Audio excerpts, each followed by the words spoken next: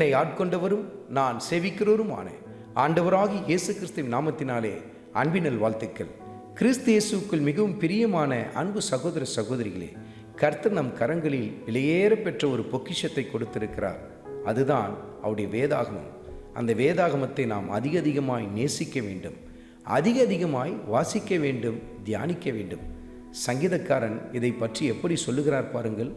சங்கீதத்தின் புத்தகத்தில் 119வது அதிகாரத்தில் 148வது வசனத்தை குறித்து கொண்டு தியானித்து பாருங்கள். உடைய வசனத்தை தியானிக்கும்படிக்கு குறித்த ஜாமங்களுக்கு முன்பாக என் கண்கள் விழித்து கொள்ளும் என்று சொல்லி எழுதப்பட்டிருக்கிறதை நீங்கள் பார்க்க முடியும்.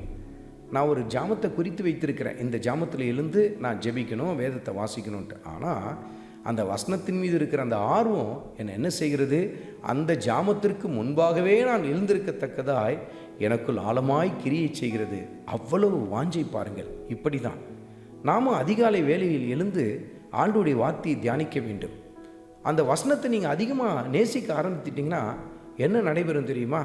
நீங்கள் ஒருவேளை 5 மணிக்கு எழுந்து ஜெபிக்கலாம், வேதத்தை வாசிக்கலாம்னு சொல்லி முடிவு எடுத்திருப்பீங்க. ஆனால் அந்த வசனத்தின் மீது இருக்கிற அந்த தாகம், நேசம் என்ன செய்யணும், நீங்கள் 4 மணிக்கெல்லாம் எழுந்திருக்க ஆரம்பித்துடுவீங்க. அல்லது ஒருவேளை 4 மணிக்கு எழுந்திருக்கணும் அப்படின்னு சொல்லி நீங்கள் முடிவு எடுத்தீங்கன்னா அதற்கு முன்கூட்டியே நீங்கள் எழும்பத்தக்கதாய் அந்த வசனம் உங்களுக்குள் ஆழமான கிரியை செய்ய ஆரம்பிக்கும். பாருங்கள், வசனத்தை அதிகமாக நேசிக்க ஆரம்பிங்க, அதிகமாக தியானிக்க ஆரம்பிங்க. இப்படி வேதத்தை நேசிக்கிறவர்களுக்கு மிகுந்த சமாதானம் உண்டு என்று சொல்லி கர்த்தருடைய ஆவியானவர் எழுதி வைத்திருக்கிறார். பாருங்கள், அருமையான மகனே, அருமையான மகளே, கர்த்தருடைய வார்த்தையை வாசிப்பதற்கு உங்கள் நேரத்தை கிள்ளி கொடுக்காதீங்க, அள்ளி கொடுங்கன்னு சொல்லி கர்த்தருடைய ஆவியானவர் சுட்டி காட்டுகிறார். அந்த வசனத்தை அதிகமாய் நேசியுங்கள்.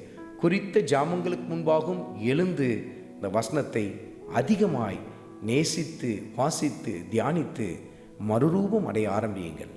ஆண்டவராகிய இயேசு கிறிஸ்துவின் கிருபை உங்கள் அனைவரோடும் கூட இருப்பதாக. ஆமென்.